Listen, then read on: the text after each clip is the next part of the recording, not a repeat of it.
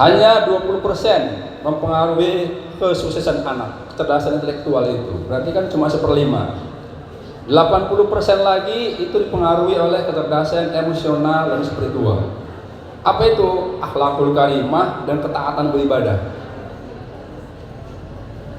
Jadi akhlakul karimah dan ketaatan beribadah itu mempengaruhi 80% terhadap kesuksesan anak. Oleh karena itu sangat berterima kasih sekali kita oleh Kepala Madrasah dan Yayasan menyelenggarakan acara ini. Tak lain adalah untuk mengembangkan kecerdasan emosional atau akhlakul karimah dan spiritual ketaatan beribadah. Meskipun memang sesungguhnya porsi di madrasah itu masih kurang. Porsi pelajaran di madrasah itu untuk mengembangkan dua kecerdasan ini sebenarnya masih kurang, Pak. Jumlah JTM di madrasah itu 45 JTM, 46. Yang 46 itu kalau dihitung pengembangan kecerdasan emosional spiritualnya itu 8 jam cuma. Itulah mata pelajaran fikih, akidah halak, Quran hadis, SKI 8 jam. Ditambah sekarang ada kurmer namanya 6 jam, Pak. Berarti masih 14 jam. Dari 45 jam. 46. Itu berapa persennya? Hanya 25%. Jadi pengembangan akhlakul karimah dan ketaatan beribadah itu cuma 25%. Mestinya kan seimbang itu. Mestinya seimbang.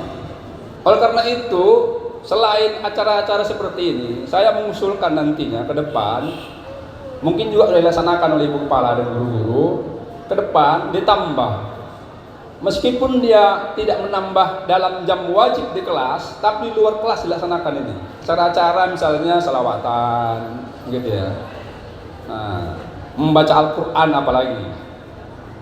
Jadi membaca Al-Quran itu tidak hanya dilakukan ketika baca Yasin hari Jumat.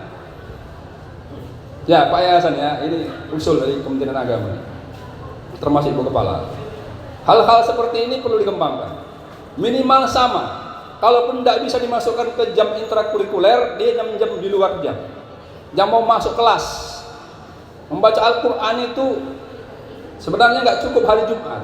Tiap hari ada membaca Al-Quran. Di jam-jam pertama. Atau nanti ketika masuk jam apel itu ada selawatan. Gitu. Di akhir nanti pelajaran selawatan lagi. Itu pendekatan-pendekatan untuk mengembangkan akhlakul karimah dan kecerdasan spiritual atau ketaatan beribadah itu. Nah, orang yang taat beribadah itu yang diharapkan oleh bangsa ini, oleh kita semua. Nah, hanya saja memang juga perlu dikembangkan. Ketaatan beribadahnya betul-betul harus fokus. Di antaranya hikmah dari salat nanti itu sholat misalnya. Maka betul-betul anak-anak kita ini diperhatikan sholatnya. Nah, diperhatikan betul sholatnya. Sholatnya yang benar bagaimana? Diajarkan sholatnya yang benar. Dari mulai bacaan dan gerakannya. Ya anak-anak ya. Nah, laksanakan sholat dengan benar. Supaya ada hikmahnya sama kita. Ya saya yakin Bapak dan Ibu guru sudah mengajarkan itu, tapi tetap harus kita asah terus, tetap harus kita tingkatkan terus. Karena tidak ada satupun orang yang mengatakan sholatku lah yang paling bagus. Tidak ada satupun ulama lah, nggak usah kita, nggak ada satupun ulama yang mengatakan sholatku lah yang paling bagus. Oleh karena itu, sholat itu tetap harus diperbaiki. Jadi mulai bacaan, gerakan, bacaan yang benar kayak mana, gerakan yang benar seperti apa. Inilah yang saya harapkan kepada kita semua.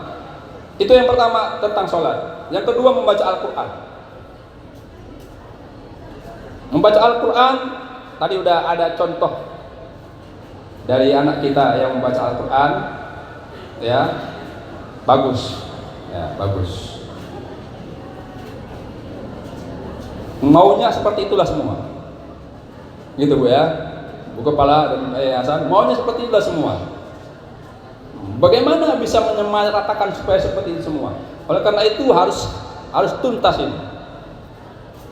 Dua saja yang perlu dituntaskan tentang cara sholat dan membaca Al-Quran. Tuntas itu Pak.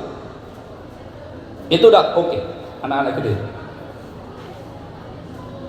Jangan sampai ada lagi yang nggak pandai mengaji. Bagaimana caranya? Kenapa saya begitu katakan? Karena saya pernah menjumpai, Pak. Saya waktu mengajar di ULB sini di Asam Jawa ini, saya dapati Pak, ada satu orang yang nggak pandai mengaji Pak, huruf pun nggak tahu. Kenapa? Karena begitu saya mulai mengajar, saya tes dulu mengajinya, membaca Al-Qurannya. Ada satu orang sama sekali nggak tahu huruf. Belum lagi yang centang perenang bacaannya. Itu harus dimulai dari sejak SD.